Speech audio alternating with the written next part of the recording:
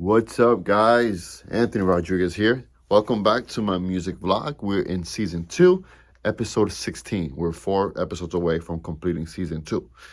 And throughout the episodes, I try to do behind the scenes stuff from my past musical works that have gained attention, and also free music tips and what I do when I create music, and also some advice for the music life type of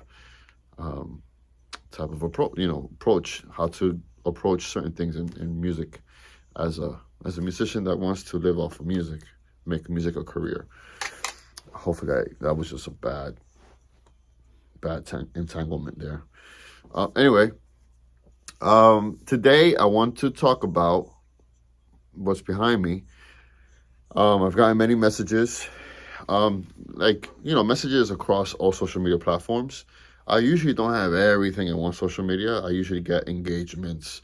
And sometimes I get them on YouTube. Sometimes I get them on Twitter, Facebook, or Instagram. So common factors between everyone's messages is, what do I use on my composer desk? And more towards the Stream Deck that I have and what I have on my iPad. So I'm going to talk about those two things. I'm going to take you over to my composer desk, my remote section. Let's go.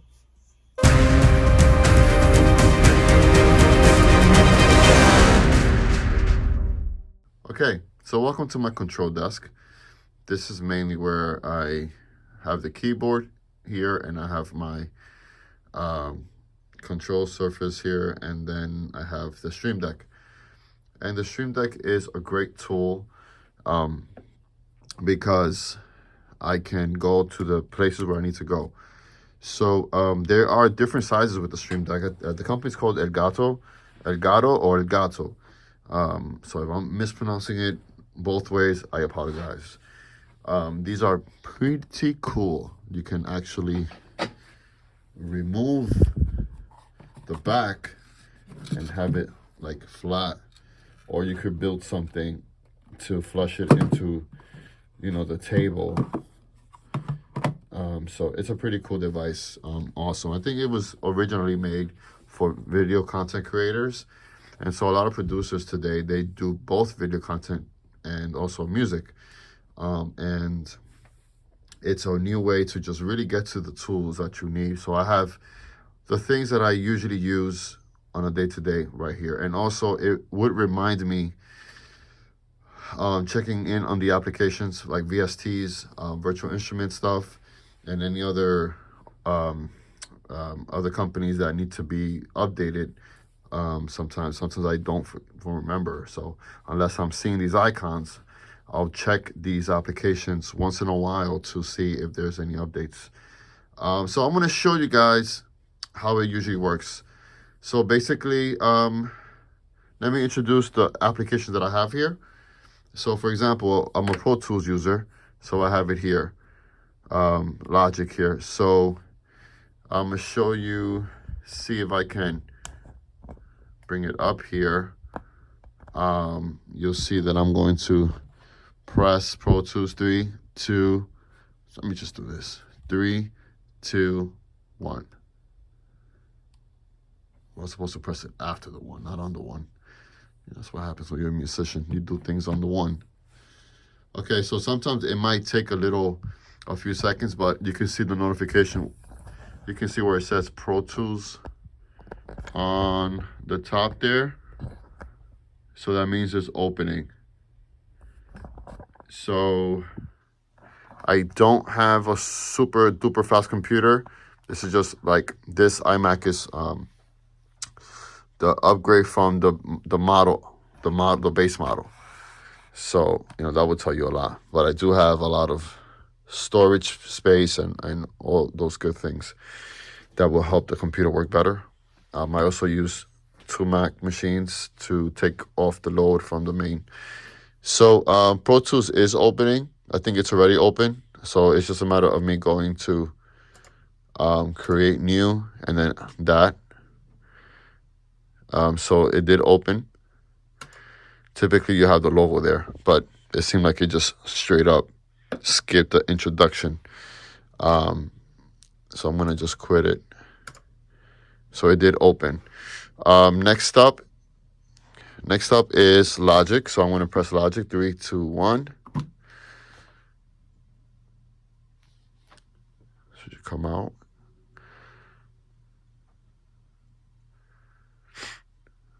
Yeah, it's coming out there. So it's opening. Some things will open right away. Some things don't open right away, depending on, like logic, for example. Logic will open up the most recent session when you do open the logic file. It doesn't say, create a new file, whatever. So I mean, at least it does that with me. So I'm not sure if there's a setting that I can do for that. So you see, it's opening the most recent writing session. So now it's gonna open up the logic. I'm just gonna quit it because we're not doing any writing sessions right now. So you see, this is the last thing. That's the most recent file. But I'm going to quit it now. Don't save. Okay, so then next up is Cubase. So I press Cubase, 3, 2, 1.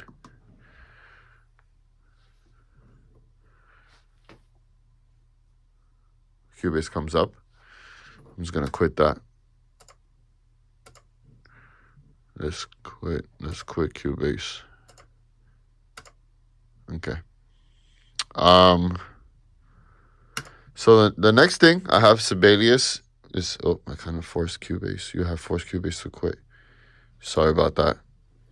The next thing I have is Sibelius. This is the writing doll. I'm not even gonna bother opening that. So I have the Dropbox here. So basically these four buttons, I have them as open. So opening the application. So they take the same amount of time that you would take to open it from your mouse. Due to the speed of your computer or whatever, the communications between all the third-party softwares and stuff like that. So sometimes it takes like a minute or two to establish itself. So I do a cloud backup with everything on my computer in regards to like the sessions that I'm working on and the past sessions and anything that needs to be saved and backed up. So I have it already. I don't have it yet. I have it here, but it's actually already up to date. So I would just press until tomorrow. So if I was to quit this, let me see if I could just quit this. No, I won't quit. But I could just press Dropbox and that's going to come out. So I have it as open. Now I have the Touch OSC is what I use. You see this soft console one keeps coming up. So I already have it open. No, I don't. Yeah, I do have it open already. So when I press that, that's the bridge from the Touch OSC to communicate with my iPad and to work. This is the Metagrid. This is the server for me to use this. I'm gonna talk about this in a second. You see a scanning network? It's actually scanning the Metagrid server. You see? So if I was to quit the Metagrid server here, we're losing connection. When I open it again, it's going to connect back. Success. And it opens back. So that's a cool thing about one of the features with the Stream Deck. I have the oscillator, which is already there. This I need to use with the Touch OSC, with this Touch OSC control service for it to work with Pro Tools. So whenever this is off and I need to open it, I just press the oscillator icon here, and it goes on. So some applications open right away. Some take a few minutes to establish themselves. And then I have another feature here. So this is the WeTransfer. So whenever I'm done and I have to send the files out to the client, I just press that and it opens and it takes me to my WeTransfer page, which is Cool. So it saves me time. It definitely saves me time. Another one is the Spitfire application. So whenever I need to check some updates or install something, but you see, it's Spitfire audio update. Isn't that cool? So I'm gonna just get that going, install and restart. Let it work. Isn't that cool? You see, so I press it and then it takes me to that. What is this? Oh, this is from Orchestral Tools, which also works as a standalone. So you see when I press the piano, you can see the piano there as well, which is awesome. So if I want to use one of their sounds without opening up a DAW, I could just do that. So it opens the Orchestral Tools application.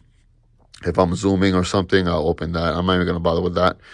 You already saw me opening some Safari websites, but if I just need to go to Safari to just browse, it opens Safari. QuickTime, the QuickTime video player. This is a plugin. This is another plugin.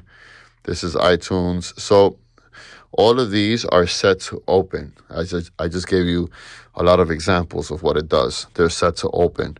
So if I have to send a text message, I just press that and it opens up the iMessage. It's already open. So see, there you go. And so forth with everything else.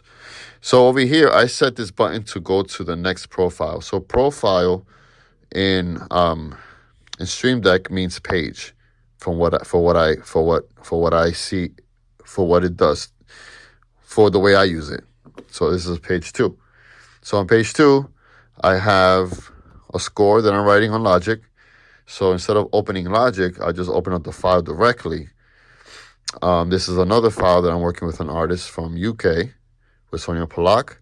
This is the Pro Tools session file. As you can see, I have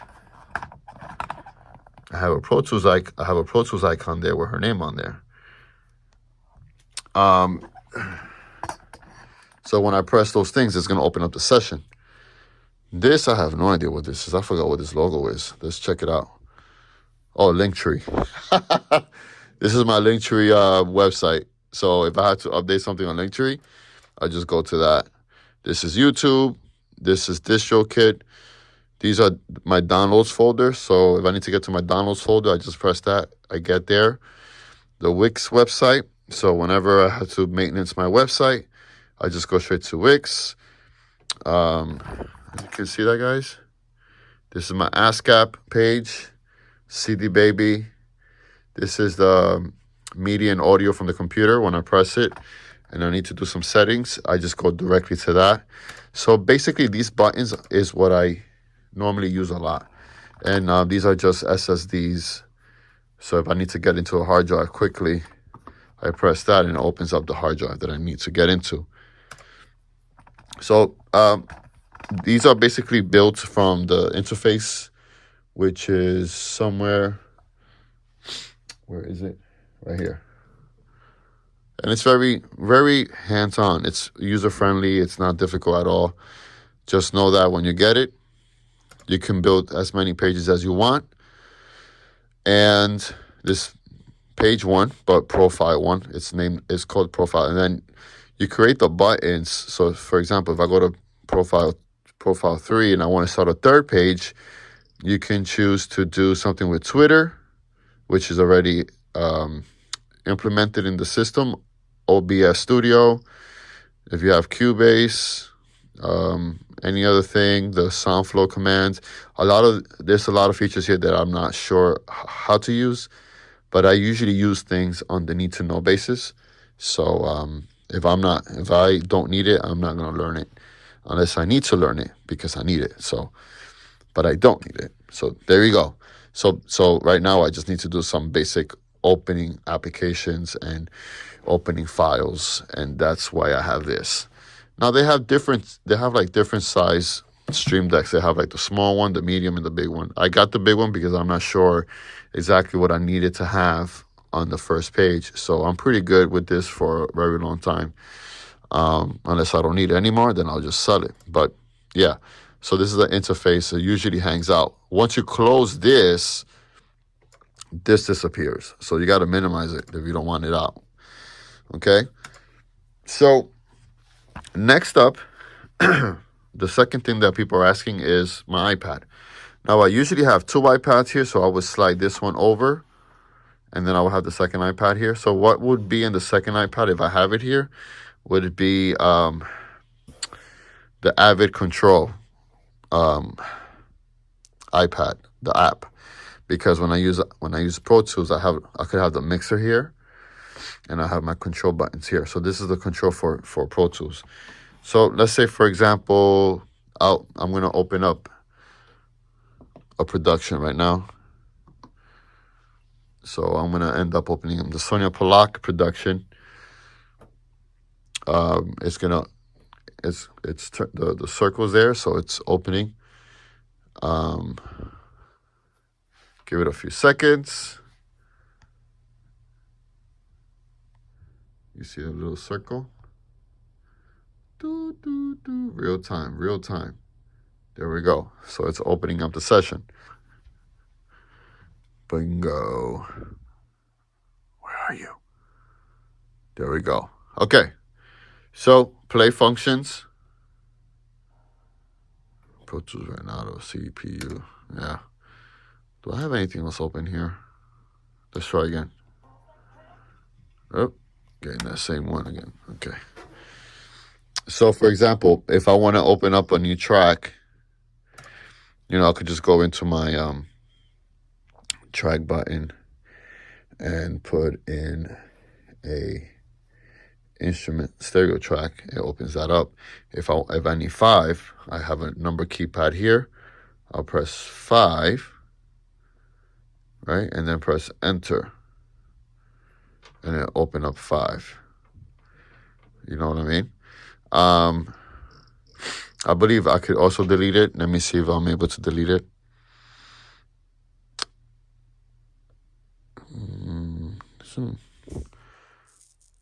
Yeah, let me see. No, that's in Logic. Yeah, it's in Logic. Okay. But, yeah. I'll just delete this. I don't even have to save the session, but I do want to show you guys what other things I can show you. Okay, so if I need to quantize something, let's go to the event tab and press quantize, and then that comes up. If I need to do a marker, I will simply just go into the create marker. Where is it? It's there. Create memory lock. There you go. See? If I need to go back, you see the cursor, you see the line moving. If I need to go fast forward, if I need to go all the way to the beginning, there you go. Okay, to the end, beginning, fast forward a little bit, which is beautiful, and all the other features. So it's a communication between the bridge, the iPad, and the oscillator app. So we have that.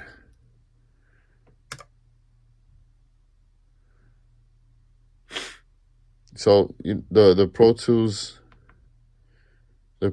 Avid Control app looks like, where is it? It's somewhere around here, because I use it on the other iPad.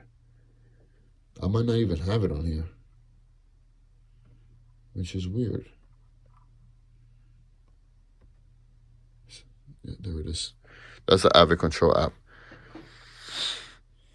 So right now it's not reading anything because it's not connected to the U control. So I'll go to settings. If I want to use the Avid on this one, I just have to connect the available iPad, which is the one that's here. Once I press add, it gets connected. And I can actually use the soft keys on here. So if I was to press this,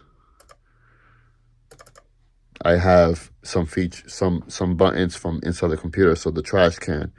So let's say, for example, if I want to close this, I could actually,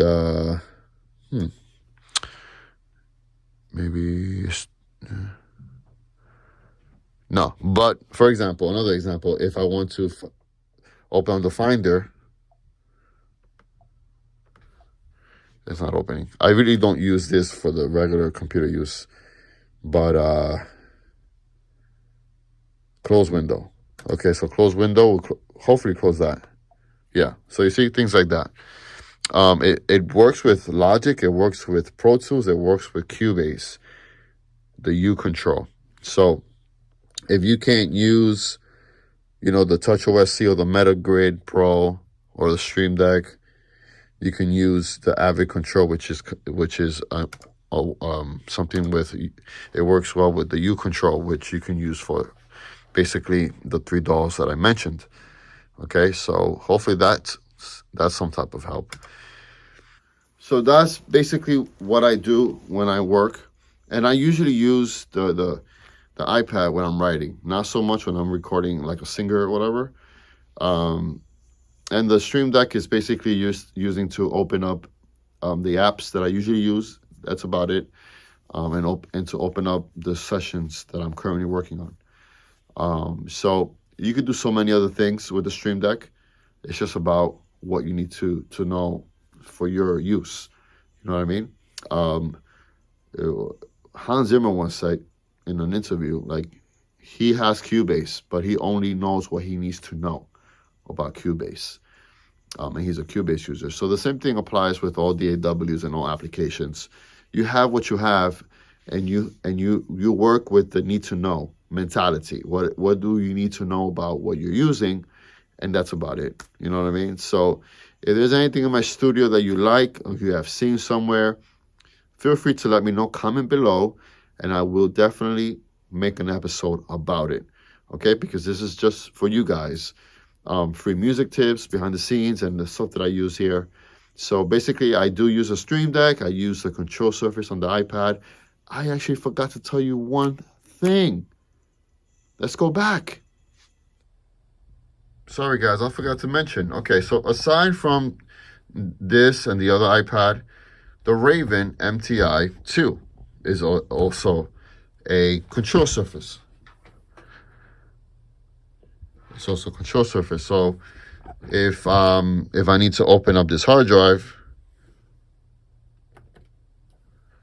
there you go. If I have to close it, if I need to turn the computer off, there you go. I want to check for updates. There you go. So right now, it's in the standard touchscreen features. This also has a technology called Raven. It's a Raven. So I don't have Raven on here, which why I don't have the Raven. But Raven is a technology that works with Pro Tools, Cubase, Studio One, Logic, and you can do certain gestures to work within those DAWs. Now, there's a reason why I'm not using this as a control surface, and that's going to be a different topic for a different day. If you are interested in knowing, comment below, and I will definitely make it for you. Okay? So that's it. Okay, guys? Any questions, post them below. I'll be happy to answer them, okay? Don't forget to press the notification bell, to subscribe, comment, like my videos. Help me be successful on YouTube, because this is where it's at, baby. YouTube. So support. Okay? Thank you, guys. Bye.